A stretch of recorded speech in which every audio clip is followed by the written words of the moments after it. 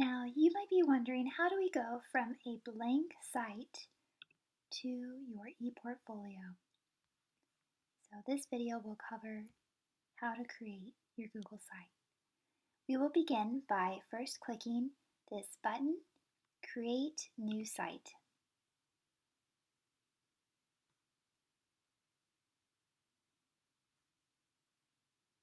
You're now looking at a blank Google site that will become your ePortfolio. This will become your home page. If you look to your right, you will see a button that says Pages. Here, there's a plus button. Click the plus button to add an additional page. The next page you may want to add is About Me.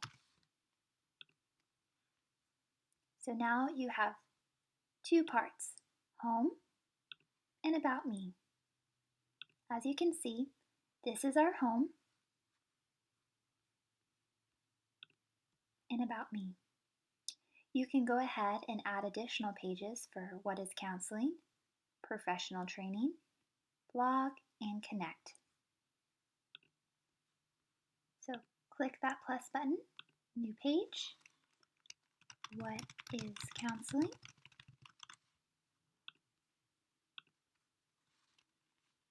Professional Training.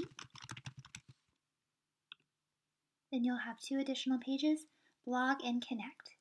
Now you may be wondering, how did I manage to get this drop-down tab? So when you go into your pages on your right-hand side, there's three dots. Click those dots and click Add Subpage. This allows you to add additional subpages to your main page. So we can add degree and coursework here. You now should have a drop-down tab to your degree and coursework. Once you have added all of the necessary elements to your basic ePortfolio, we can begin to add the content, or the body. You first will want to go ahead and click on this box. This will highlight the text and allow you to change what the text says, the font, whether the size, the bolding, and any additional changes you might need. You can even insert a link. For the nature of this video, I'm just going to type, Welcome to my sample ePortfolio. I can resize this to fit into the space better, like so, and click outside so that it's saved. If you're interested in changing the background of your cover photo, you can hit Change Image and upload an image, and even change the header type. It is also possible to enter the site name, and this might say Student ePortfolio or your last name, ePortfolio, and the title of the site document name, which is just the name that Google Site uses for this particular ePortfolio. There are many features, and you have creative liberty in how you want to organize the body of each of your pages. For the nature of the home page, you may want to use a table of contents. All you have to do is go to Insert, click Table of Contents, and a text box will be added to the body of your work.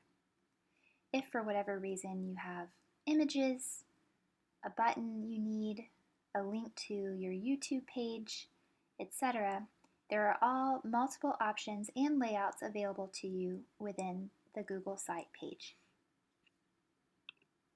It would be appropriate to add a welcome text in this section. So you just go to the right, click text box, type welcome,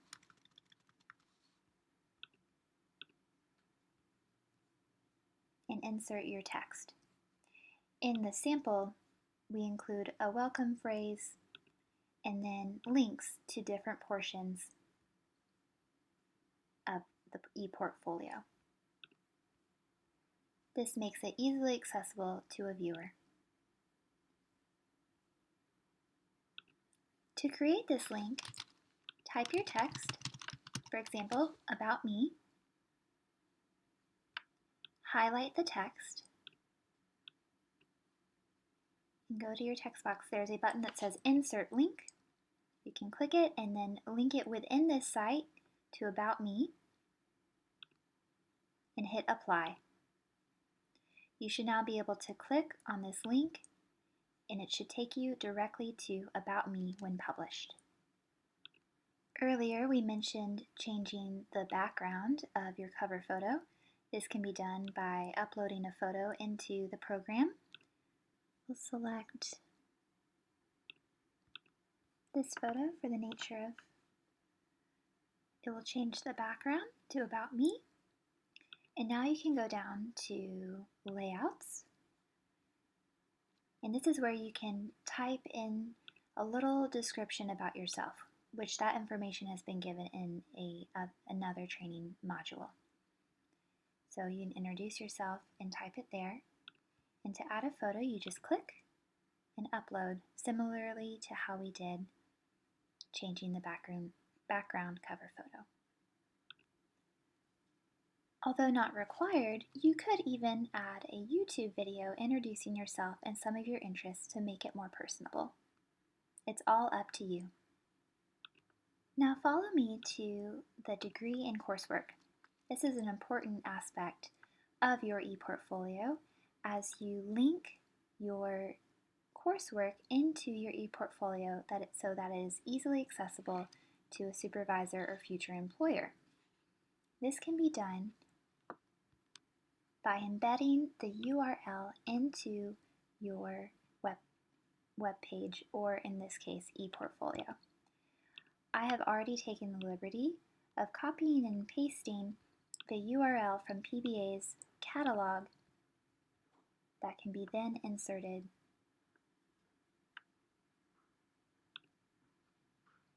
into the URL. Perhaps, however, you don't find this URL particularly aesthetically pleasing to the eye.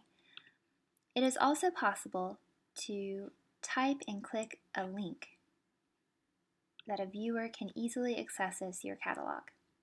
This can be done through the following. First, add your text box and label your link.